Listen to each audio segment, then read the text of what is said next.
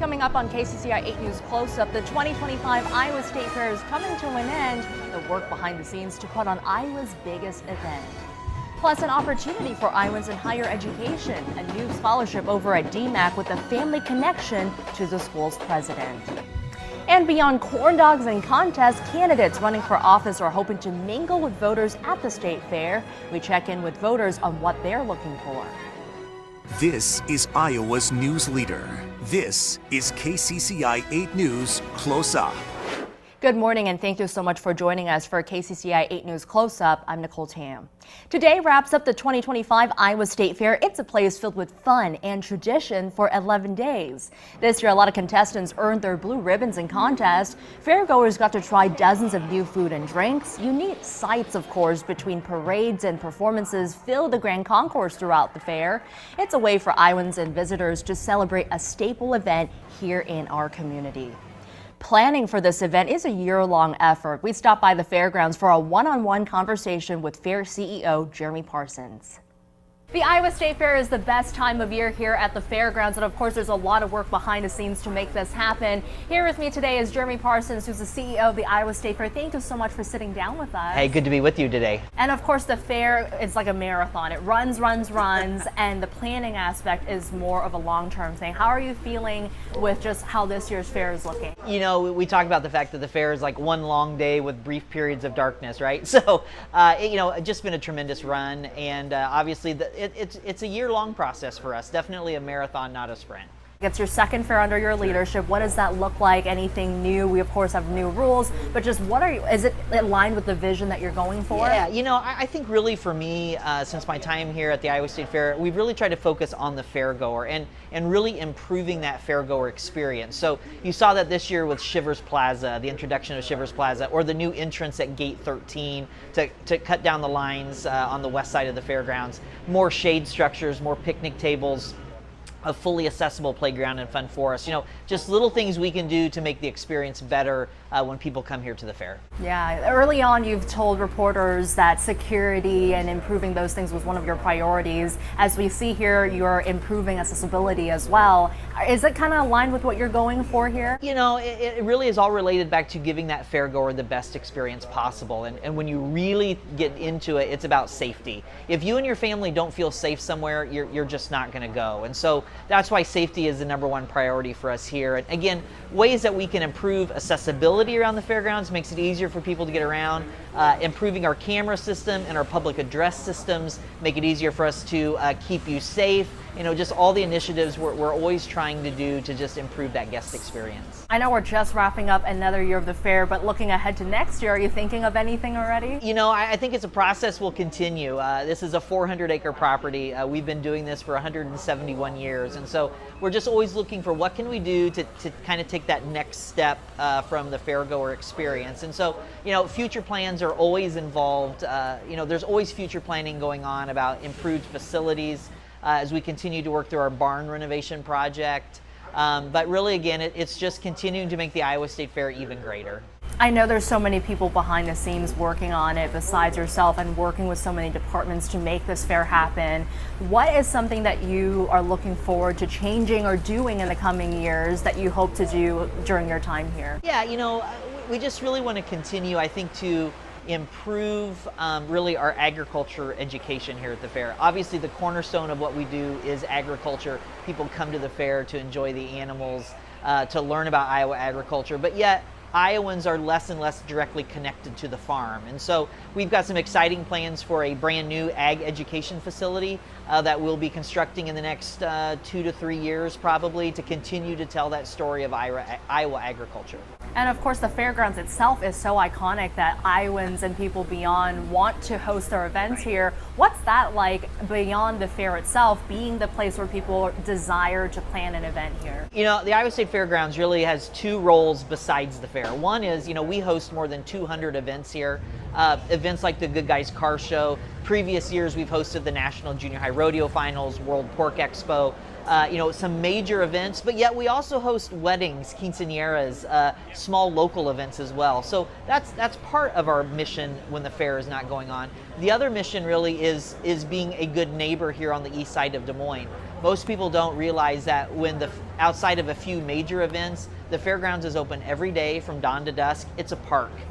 Walk your dog, ride your bike, spend time with your kids on the brand new playground in Fun Forest. And so really we just try to be a great neighbor for the east side of Des Moines as well. What does planning that look like for big visits, say when presidents or politicians come and visit? Is it hard to kind of keep it a secret while you're planning all of this? You know, obviously there's some layers that we have to keep secret. You know, we often talk about how the fair is really many events within one larger event. And so when you're talking about a visit from a political figure or any type of celebrity, you know, there is that next layer, especially political figures. When you're talking about high federal officials, you're dealing with conversations with the Secret Service, and obviously when we hosted President Trump here on July 3rd, you know, a monumental effort by our staff to be able to accommodate the Secret Service and what they needed to keep the president safe. Yeah, and of course you've only been here for 2 fairs, but so many things have changed, so much fun here. What's the best part beyond just the people and seeing the fair come alive for you as the CEO? You know, I think the Iowa State Fair is more than an event. It really is part of the cultural fabric of our state. And so knowing that I have the opportunity to be part of leading something that is so important to Iowans is a heavy weight. It's a responsibility. Iowans love their state fair, but at the same time, definitely the best job in the state of Iowa for sure. Do you have a favorite fair food? Favorite fair, I'm pretty simple. Corn dog with mustard. Don't waste ketchup on it, just corn dog with mustard. And usually my fair tradition, I try to have one of those usually by about 9 a.m. on that first morning of the fair. I think that's a fair end to our conversation here. A corn dog with mustard. Every Iowa State Fair tradition should be that way. Jeremy Parsons with the Iowa State Fair, thank you so much for your time Thank today. you. Good to be with you. Politics do play a big role at the fair. From walking around the fairgrounds to flipping pork chops at the pork tent, voters have plenty of opportunity to meet with candidates. We checked in with a few to see what they're looking for in candidates that represent them. It's just great to meet with them, to know that we're regular people here in Iowa, and just to for them to just connect with us. I just feel like our current government does not connect with the people that we are today. I've always kind of been a centrist. I've kind of been right down the middle. You know, I lean not towards just all-out Republican or Democrat, but I think that we need to have more people in office that care about everybody. I believe it makes a difference to them if they know kind of things that are on our radar screen, especially being in the state of Iowa and being a farm family like we are. I think legislation really impacts us personally. More cleanup, you know, keep the prices down, and above all, you know, let's have the other countries give us more respect. The fairgrounds has a history of presidential contenders stopping by to pose for selfies with potential caucus goers or giving a speech at the Des Moines Register's political soapbox. But this year is really unique because the next presidential election is not for another 3 years, so the focus this year shifted to those statewide races next year. Candidates are scheduled to appear at the Republican and Democratic Party booths at the Varied Industries building throughout the fair. Still ahead on Close Up, there are new regulations in place at Iowa's public universities this year. The decision from the Board of Regents this week to track student complaints. Plus, a new scholarship for DMACC students. What's behind the new Opportunity Scholarship for low-income Iowans?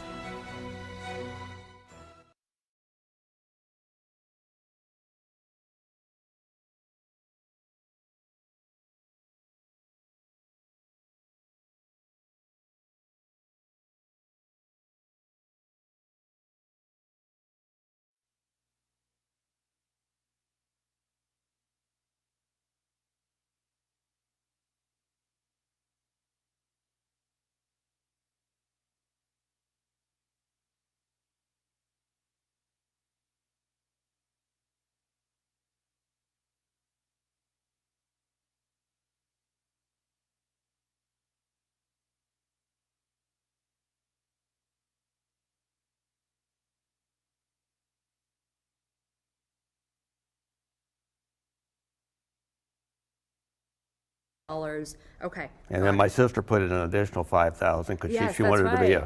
Yeah.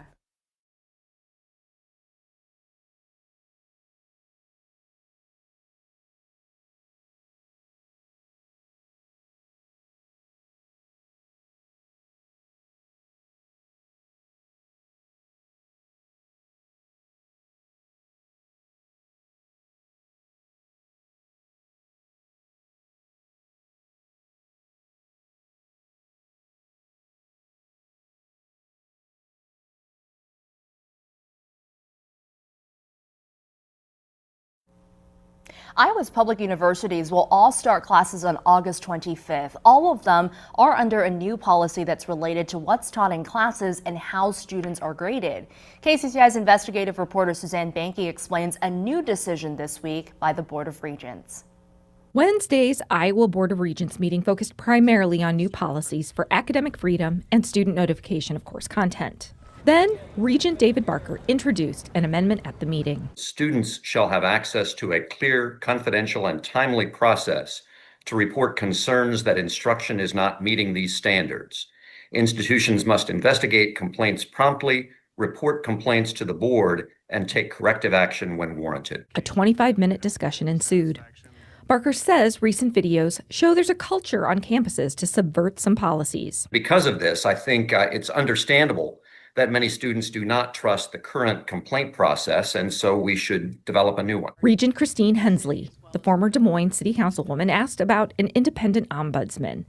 Hensley says student comfortability to complain matters to her. Enforcement will continue to be at the top of the list of issues that we as a board have to deal with. I think there is an underground current with people within the various universities, a small minority, but they're the ones that are getting the attention, that are trying to go around the laws that have been passed. All three universities do have policies and steps for filing an academic grievance. University of Iowa Provost Kevin Craigle says the process is required to be in professors' syllabi. There's also an ombudsman at UI. In 11 years, Craigle says a complaint had not gotten to his office's level. Another issue I would mention is we do want to make sure that faculty have due process as well. I understand the issue of trying to simplify, but at that point, then there's a concern of whether there's due process for faculty as well as students, because there is always two sides to a story. University of Northern Iowa Provost Josh Herrera and Iowa State Provost Jason Keith say their processes are similar to UI's. There are a small number of complaints and most are resolved informally. Barker stressed he wants the policy clear for students. They have the opportunity to bring complaints straight to the board, as Rachel was just indicating. And a lot of students, that may not be clear to them that they can do that. It may not be clear to them that they can do it confidentially. Regent staff say the schools ensure confidentiality to the greatest extent possible under the law. Regent Robert Kramer asked if there could be issues in the regents being the final say if complaints aren't resolved at the university level. That could create problems for the board in its appellate capacity. Ultimately, the amendment failed on a 6-2 vote. Still ahead on Close Up, a new scholarship helps low-income Iowans. DMACC President Rob Denson will join us to talk about the DMACC Opportunity Scholarship.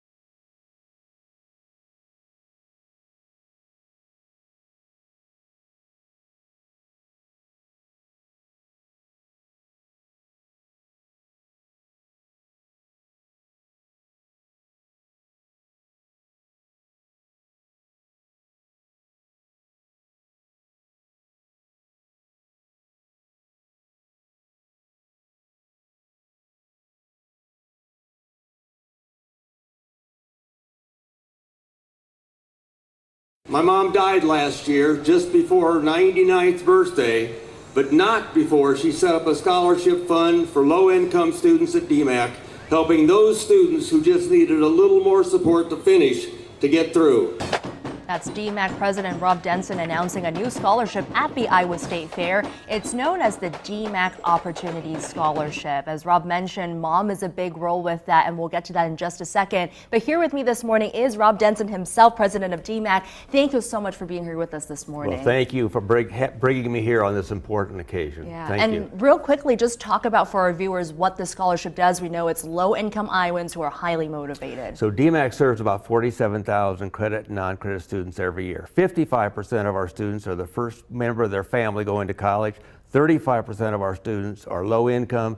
And we know that for every grant that our foundation gives low-income students to finish, they graduate 30 percentage points more than students who do not receive the money that they need at an important time. So the whole goal is to find low-income students that are highly motivated and make sure that we can help them overcome any minor obstacle that would keep them from finishing. So it's great. The statistics you mentioned, it makes a difference for these families who are trying to achieve their dreams. What does it mean to you as the president to be able to help them achieve those dreams? I tell you that the happiest event I go to all year is graduation. We held one last night for our Workforce Training Academy students. We have a big one at, well, it's Casey's now, it used to be Wells Fargo. In May, we'll have several thousand parents and students there. It's to help them complete. A lot of students come to us and life gets in the way. So we want to make sure that we can reduce that barrier. And again, oftentimes it's not a very amount of money. It's where our faculty and staff identify the kids where they can get the most good out of what we can do. Of course, families at home who have students at DMACC are wondering how they are eligible for this scholarship here. Can you kind of explain a little bit more about how it works? Okay, our website is opportunity.dmac.edu. So students write the foundation and indicate, what kind of an emergency do they have, whatever it is. I mean, we will investigate because it's just not about giving out money. It's to make sure that we identify those highly motivated low-income students. And it's not really to get them into college, it's to help them finish and go on to their lives. And you chose the Iowa State Fair to make that announcement during the fair. How perfect is it that such an Iowa staple location for a school that benefits so many Iowans throughout the years? I tell you, it is so great to be in Central Iowa. We have 15 great community colleges around the state of Iowa, but DMACC is special in so many ways. We do some national programs. And again, we serve a lot of high school students, but a lot of students that graduate from high school. We have parents, single parents coming to us. We have students of all ages, and we put them in a classroom with a highly qualified instructor. Our average class size is 18. So the faculty get to know our students and vice versa, and we really partner together to get them through. I want to circle back to that point you made during your announcement about your mom. She's a big inspiration for you, I'm sure, throughout your life. And so talk about her inspiration with that. Okay, in 1941, my mother graduated from high school from Norway, Iowa at age 16. She wanted to get a bachelor's degree, but her family did not have the money. She went to her uncles. They said they couldn't support her without supporting all the kids, and there were 11 in her family. So she went to UNI, got a 3-month certificate to teach, and throughout her life, she was always working, raised 5 children, and did very well. So last year, she did pass away, but she created a scholarship to help those students like her. We have a little bit of time left, and you sent us some photos. I want to get real quickly to this one here. Tell us more of what the story is behind that photo. Okay, so there was an event here last year on May 1st. My mom came up and participated with us. So on May 3rd, I called her, no answer. She always answers the phone. Waited till 3:30, called her again. And so I told my sister to go look at her. This is how we found her. She's 3 months before her 99th birthday. So she mowed her grass several times before she passed away, but an amazing woman. Indeed, and such an amazing story. Thank you so much for sitting down with us this morning. Thank you. Rob Denson from DMACC, thank you very much. Thank you. Still ahead, amazing lessons behind the counter at an Oskaloosa cafe, the impact and celebrations from that story that we first brought you almost a year ago.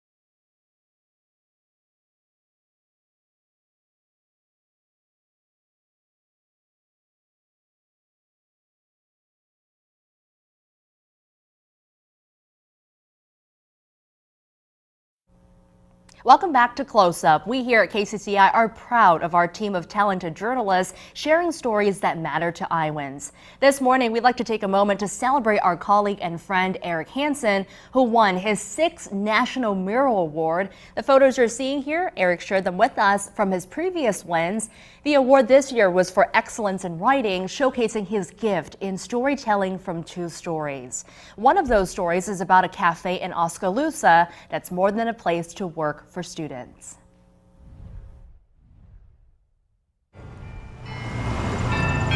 When the clock strikes noon in the town square, Iowans head for soup and a sandwich. Hi! If you want chips or a salad, that's extra. But in Oskaloosa's Spirit Cafe, How's your day? Good. How's yours? the joy at the register is complimentary. Here's that cookie for you. All right, thank you. Enjoy that. Bobby Drewliner is not just an employee. The cookies are my favorite. She's the cheerleader, My favorite foods is the double BLT. ready to offer her suggestions The potatoes are my favorite. from the menu filled with bowls of happiness and dancing greens. They're my favorite. All made in the kitchen Yeah. by Bobby's sister, Billy Joe. There's a lot of teamwork. But these twins You have a nice day. are just 2 on a staff that didn't come here Thank you. for the food. At first, neither did the customers. I think everyone was very enamored by the mission. Yes, please. Laid out by Oskaloosa's special needs teacher, who is so passionate about her students, she convinced the school to demo an old downtown restaurant. I mean, kids ripped carpet out to ripped walls down to help paint. Got the arts kids to add some color and set up a business model with the accounting students Yeah. to open Spirit Cafe so her kids could learn We talk to people nicely. what they weren't getting from a book. Well, I learned about money, how money works. Life lessons. We were talking about being punctual and on time, but really they were just coming for school and having to transition from class to class. But when Spirit Cafe opened in May, everyone was shocked. Their menu was actually impressive. I think I've had the BLT sandwich 10 times because it's so good. And the service was even better. And the biscuits and have a gravy. These kids are our kids' friends. They go to school with our children, right? And so I wanted to see it and experience it and support them in what they're doing. Every day, they're learning. Put it on top of the cooler. 2 adults supervise, focus on food safety, and follow the student's lead. I'll put the chips on there. Is that what you asked me to do? And compassionate customers who understand the mission What else, sir? have their backs. Sometimes people help me with money if I get something wrong, and then I count the money back to them so I know the right change to give back. In the front window, students with challenges too profound to work in public market their t-shirts and woodworking businesses. While in the kitchen, 150 orders can come in over lunch. But nailing a perfect bowl of potato soup Oh, don't forget your green onion. is not the goal here. It's not the cooking, it's not the completion of the restaurant skills. It's everything else. Like the transformation that's unfolded at that register. You see, on opening day, the teachers took a gamble, putting Bobby at the register. When she first started, she hardly would look up at you when she was taking your order. I don't think she would say a word. The quiet twin was the first face customers would see. That first week, something amazing happened. Your water and silverware is over there. Bobby found confidence. Thank you, letter. Your total is $8.55. Now she's making full conversations, and it's just the growth in her is so sweet and amazing. Now, when you order a cookie from Bobby, she even slides in an extra helping of sweetness, Yeah, I love writing people notes. personalizing each Post-it to make sure you enjoy your cookie. After I watched Katie get her note, I was like, well, that is amazing. A delivery so powerful, Yeah. her teacher is now the one speechless. Yeah, it's been amazing. Sorry. Give me a sec. Yeah, it really is. It makes a difference in these kids' life, which is great. She knows me by name, which is probably because I like the cookies so much. I'm here a lot. But, I mean, she not only recognizes me, but wants to make a conversation. Bobby, her twin sister, and the rest of the crew will not work here forever. They'll graduate to other jobs around town because they know they can contribute. Food menu, go to breakfast, biscuit and gravy. But ask the loyal customers who made these booths some of the most popular in town. Awesome. Thank you, Brody. They'll tell you they've been getting a lesson too. Everyone's life has value. That's right. That's right. All of us. Because most businesses open their doors to make money. Your total is $21.90. In Oskaloosa, the Spirit Cafe just hopes to break even, while already proving they are making a difference. They have come so far. There you go. Enjoy. Thank you very much. You're welcome. That's one of many amazing stories Eric has told here at KCCI. Congratulations, my friend.